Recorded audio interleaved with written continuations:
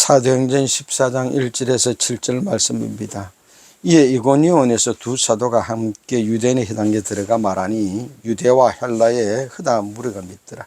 그러나 순종하지 아니하는 유대인들이 이방인들의 마음을 선동하여 형제들에게 악감을 품게 하거늘 두 사도가 오래에서 주를 힘입어 담대히 말하니 주께서 그들의 손으로 표적과 기사를 행하게 하여 주사 자기 은혜의 말씀을 증언하시니 그 시내에 무리가 나뉘어 유대인들을 따르는 자도 있고 두 사도를 따르는 자도 있는지라 이방인과 유대인과 그 관리들이 두 사도를 모욕하여 돌로 치르고 달려더니 그들이 알고 도망하여 루가오니아의 두 성 루스드라와 드베와 그 근방으로 가서 거기서 복음을 전하니라. 아멘.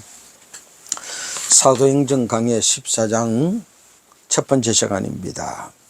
오늘은 3월 1일입니다. 3.1절 만세운동이 있었던 107주기가 되는 해입니다. 고종황제 즉위식이 1919년 장례식이 1919년 3월 3일입니다. 그러니까 사람들이 고종황제 장례식에 참석하려고 지방에서 한양으로 막 올라오고 그러는 겁니다. 그러니까 이걸 기회로 삼아 많은 사람이 모였을 때 대한독립 만세, 우리나라의 독립을 선포하자, 알리자 만세운동을 일으키려고 민족운동 33인이 계획을 세웠습니다. 그래서 3월 3일 날 하면 좋은데 그러면 장례식 날에 지장이 되어지니까 앞당겨서 3월 1일 주일 날 예배 마치고 오후 2시에 탁볼공원에서 모여서 대한독립 만세 선포를 하자, 운동을 하자. 그리고는 이제 사람들에게 비밀 결사처럼 연락을 하고 모이기를 했습니다.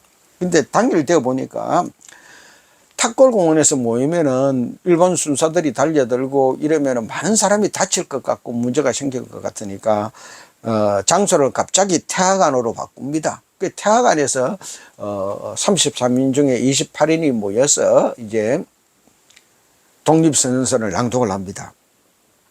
탁골공원에 학생들과 시민들이 모였는데 2시가 돼도 민족 대표들이 나타나지 않는 거예요. 그러니까 이제 자기들이 독립선언을 낭독을 하고 대한독립 만세를 선포하면서 시가행진을 일으킵니다. 이게 우리나라 3.1 만세운동의 이야기입니다. 이 이제 독립선언서를 낭독하고 만세운동을 일으켰던 것이 전국 각지로 흩어지고 회해로 그렇게 전달되어집니다. 올해로 107주년이 되는데요.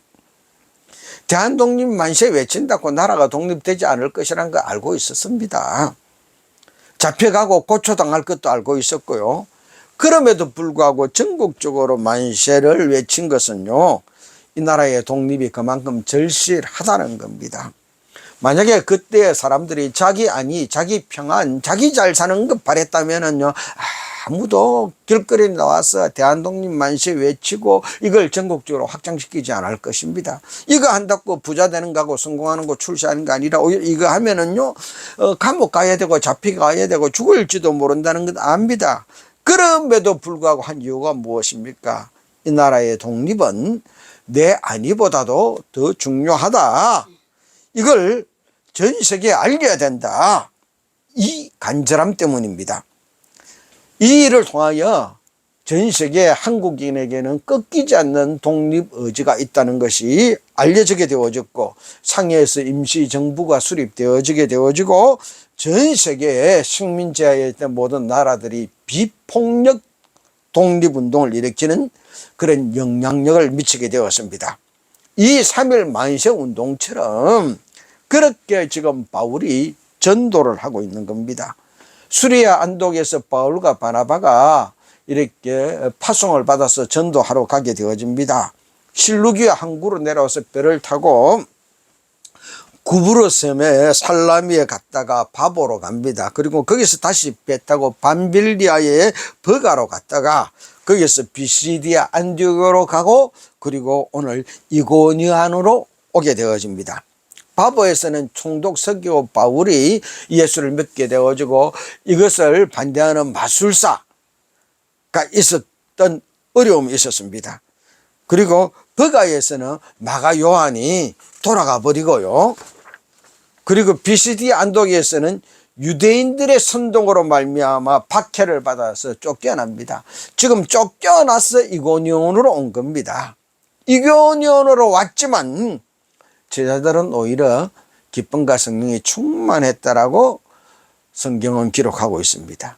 그리고 이고니온에서 이제 복음을 전하면서 일어난 이고니온에서 있었던 사건을 오늘 성경은 그렇게 담담히 기록하고 있습니다. 해당에서 복음을 전했다. 그러니까 유대인들과 헬라인들이 많이 예수를 믿었다는 겁니다. 그런데 그 중에서 순종하지 않는 유대인들이 이방인들을 선동해가지고 이 바울과 바나바 일행에게 악감을 가지게 했다는 겁니다. 그런 가운데서도 복음을 계속 전했습니다. 그러니 나중에요, 이제 이고니온 사람들이 바울과 바나바를 따르는 사람, 이 선동하는 유대인들을 따르는 사람 둘로 쫙 나눠져 버립니다. 그랬더니 이 유대인들을 따르는 사람들이 이 바울과 바나바 일행을 돌로 치려고, 그러니까 돌로 쳐 죽이려고 그러는 거예요.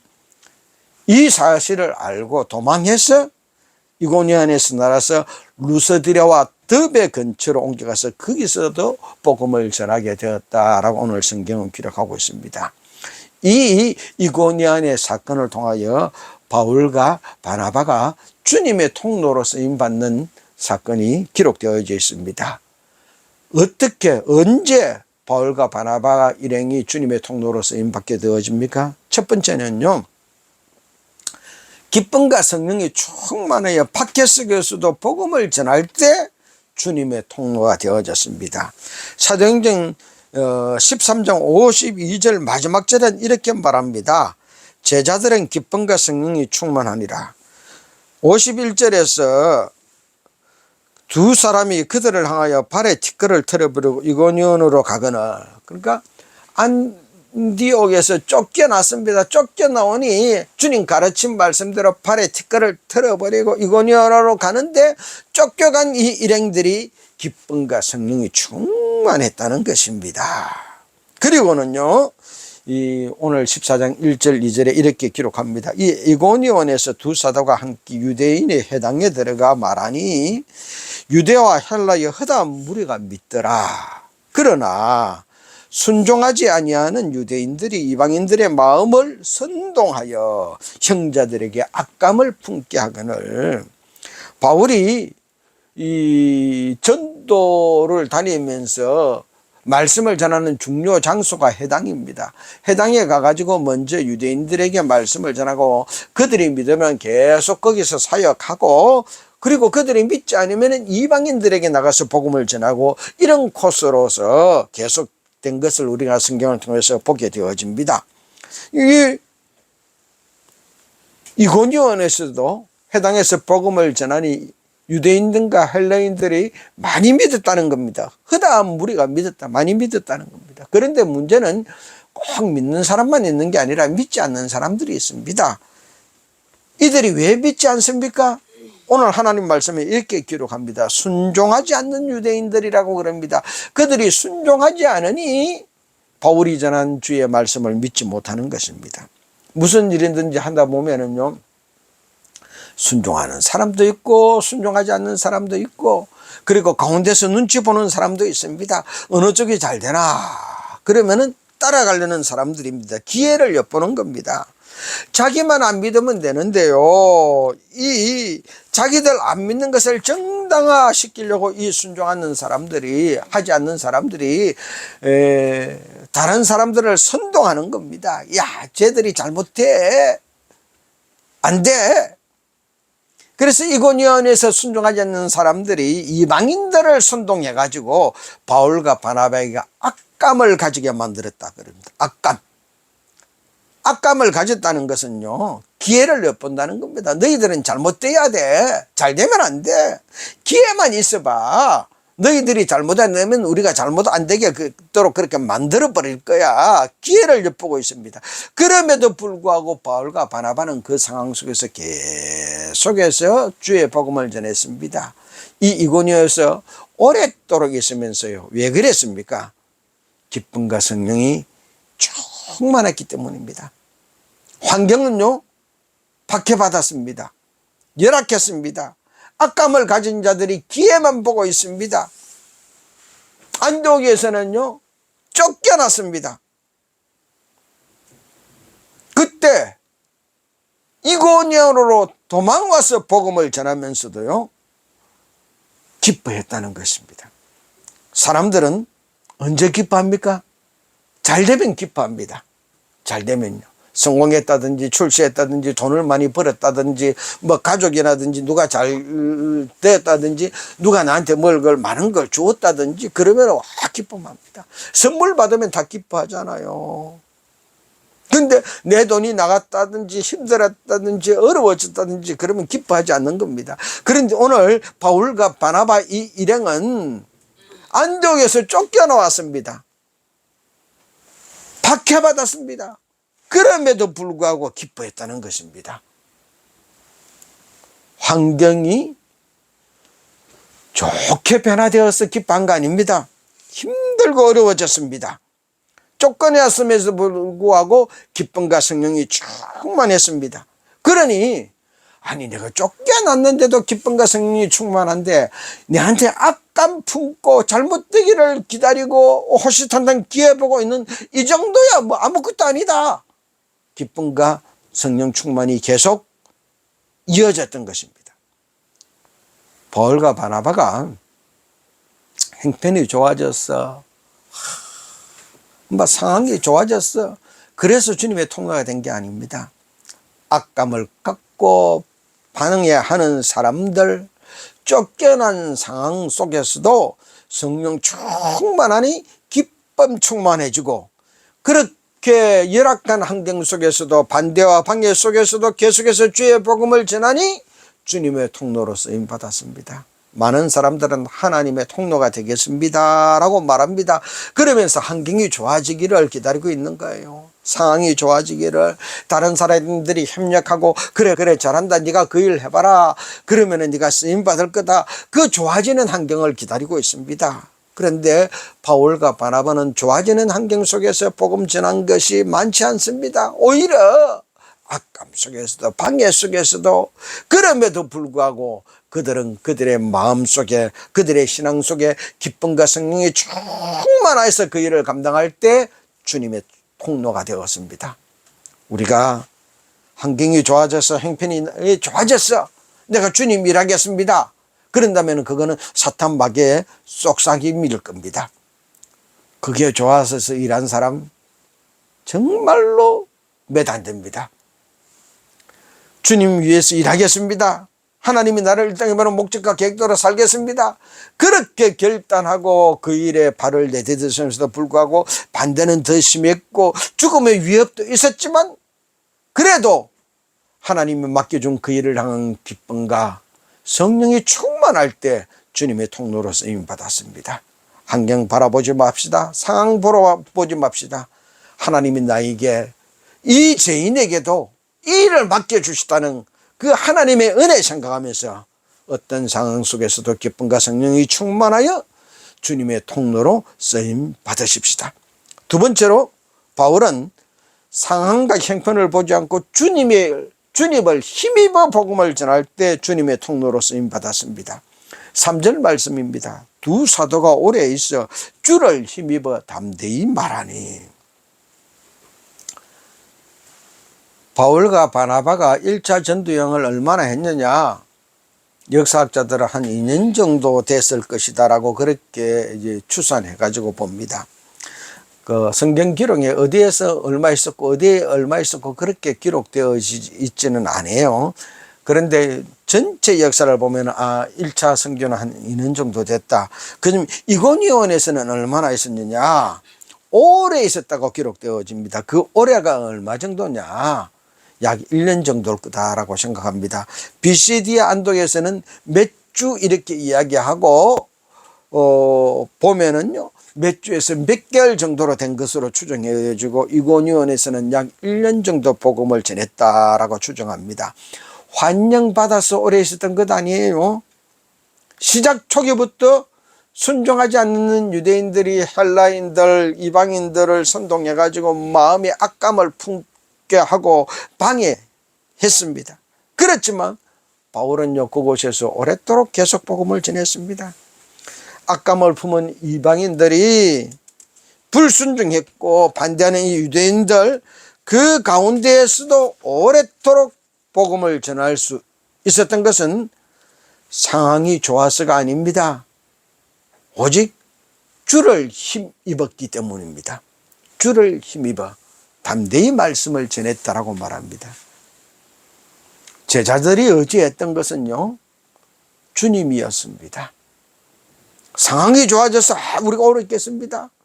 뭐 돈이 벌려져서 오래 있겠습니다.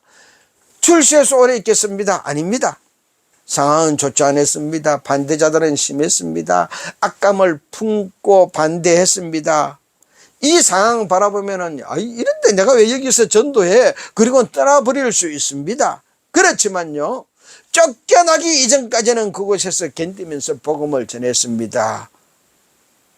주를 힘입었기 때문입니다.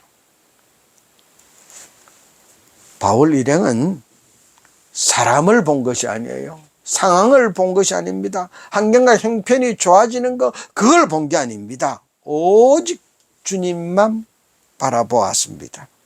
그래서 그 주님을 힘입어서 담대히 말씀을 전한 거예요. 그렇습니다. 우리가 이 땅에서 살면서 무엇을 의지하겠습니까? 무엇을 힘입겠습니까? 예수를 믿는다면 주님만 힘입읍시다. 주님만 바라봅시다. 상황 바라보고 물질 바라보고 그러다가 힘들어지면은요 그만두게 되어집니다. 하고 싶은 마음 사라집니다. 그런데 이 바울과 바나바 일행은요 악감을 품고 반대하는 속에서도 주님만 힘입으니 주님만 바라보니 상황이 어떻든지 사람들이 어떻게 되었든지 상관없이 자기들이 할 일을 하는 겁니다. 시리아의 안디옥에서 우리를 전도자로 파송했는데 이방인들에게 복음을 전하기 위해서 우리를 안수하고 보냈는데 우리가 이 동네 사람들을 바라본다고 그만두겠냐? 우리를 복음 전도자로 파송했다는 이 사명 생각하고 주님만을 힘입어서 복음을 전할 때 주님의 통로로 쓰임 받았습니다. 마지막으로 주님께서 표적과 기사로 바울의 복음을 증언해 주셔서 주님의 통로로 쓰임받게 만들었습니다. 3절 말씀입니다. 두 사도가 오래 있어 주를 힘입어 담대히 말하니 주께서 그들의 손으로 표적과 기사를 행하게 하여 주사 자기 은혜의 말씀을 증언하시니 오랫도록 이고년에 있으면서 담대히 주님을 힘입어 복음을 전했습니다. 그랬더니 하나님께서 바울과 바나바의 손을 통하여 표적과 기사를 행하게 했다라고 말합니다. 무슨 말입니까? 바울과 바나바가 말씀을 전하니 병자도 낫고 기적도 나타나고 문제도 해결됐다는 겁니다. 안수하니 병자가 낫고 기적이 나타났다는 겁니다. 이 표적과 기사는 주님의 능력입니다. 주님이 주체입니다. 주님의 것입니다. 이 표적과 기사를 주님은 바울과 바나바 일행의 손을 통하여 행하게 해 주셨습니다. 오늘도 우리가 어떤 상황과 형편 속에서도 기쁨과 성령 충만함을 잃지 않고 담대히 주님께서 나에게 맡겨준 그 일을 감당하면 주님만 힘입어 살아가면 주님은 우리의 손을 통하여 표적과 기사를 행하여 주십니다. 힘들고 어려운 상황 이기게 해 주십니다. 하나님이 살아계심을 증거하게 해 주십니다. 오늘도 주님은 내가 살고 있는 이 삶의 현장에서 표적과 기사가 일어나서 하나님이 살아계시다는 것을 세계만방에 알리기를 원하십니다. 그러면서 우리의 믿음의 삶을 증거해 주십니다. 주님이 말씀입니다. 마태복음 28장 18절 20절입니다. 하늘과 땅의 모든 근세를 내게 주셨으니 그러므로 너희는 가서 모든 민족으로 제자를 삼아 아버지와 아들과 성령의 이름으로 세례를 베풀고 내가 너희에게 분부한 모든 것을 가르쳐 지키게 하라. 볼지어다 내가 세상 끝날까지 너희와 항상 함께 있으리라. 주님이 가시면서 하신 말씀이거든요. 앞으로 뭐 할래? 하늘과 땅의 근세를 하나님이 나한테 주었다. 내가 이것을 가지고 너희들을 세상 끝날까지 함께 해줄 건데 너희들 뭐 해야 되느냐? 가서 모든 민족으로 제자를 삼아 아버지와 아들과 성령의 이름으로 세례를 베풀고 내가 너희에게 말한 이것을 다 가르쳐 지키게 해라. 그러면은 내가 세상 끝날까지 너희와 같이 하면서 뒤치다거리 해줄게 하신 말씀입니다. 주님이 보내신 바로 그 일하며 살아가면은 세상 끝날까지 주님이 함께 해주시면서 표적과 기사를 베풀어 주십니다. 우리가 전한 말 우리의 삶을 책임져 주시고 증거해 주십니다. 주님은 나의 삶을 통하여 주님이 살아계심을 세상 사람들에게 증거하시기를 원합니다. 바울이 성공해서 주님의 통로가 된 것 아닙니다. 환경이 개선되어서 주님의 통로가 된 거 아니에요. 잘 살아서 주님의 통로가 된 건 더더욱 아닙니다. 고난 속이었습니다. 역경 속이었습니다. 반대하고 방해하는 사람들이 많았습니다. 그럼에도 불구하고 그 속에서도 하나님이 나에게 이 사명 준 거, 하나님이 나를 이 땅에 보내서 일 맡겨준 그 사실에 대하여 성령이 충만하고 기쁨이 충만했습니다. 우리가 하나님 맡긴 일을 하면서 환경이 나빠지고 힘들어지고 반대 방해가 심해지면 그런 생각 들 때가 있습니다. 하나님이 시킨 일을 하는데 왜 이리 반대 방해가 많아? 힘들어. 그만둘래. 그런 마음 들 때가 있어요. 세상 바라보면 그런 겁니다. 그러나 나를 이 땅에 보니 주님만 바라보고 주님을 힘입으면은요, 오히려 그 속에서도 우리도 담대히 복음을 증거하는 삶 살게 되어집니다. 주님 힘입어서 그렇게 증거하니 주님이 표적과 기사를 베풀어서 살아계신 주님이 표적과 기사를 통하여 문제를 해결해 준다. 그 통로로 바울과 바나바 일행이 쓰임을 받았습니다.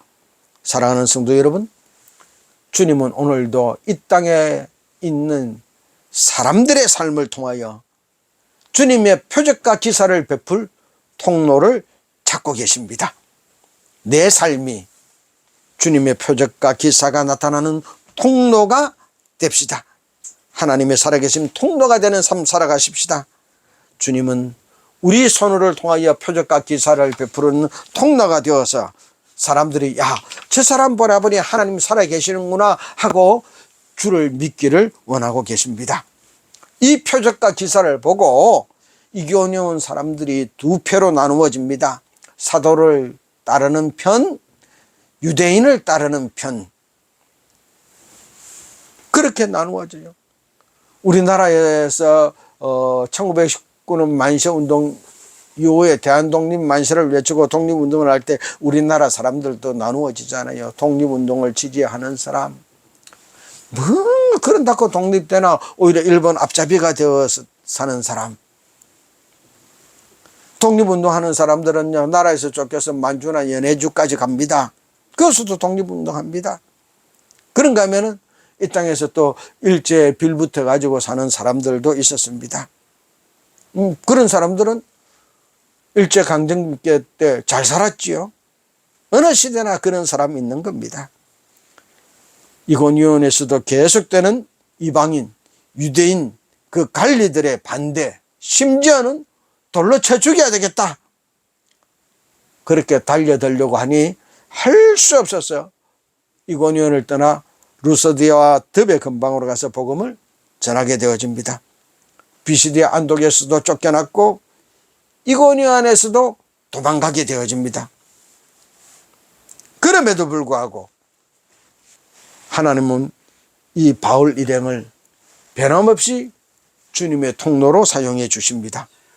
오늘도 주님은 이 땅에서 주님의 통로로 사용할 사람들을 찾고 있습니다.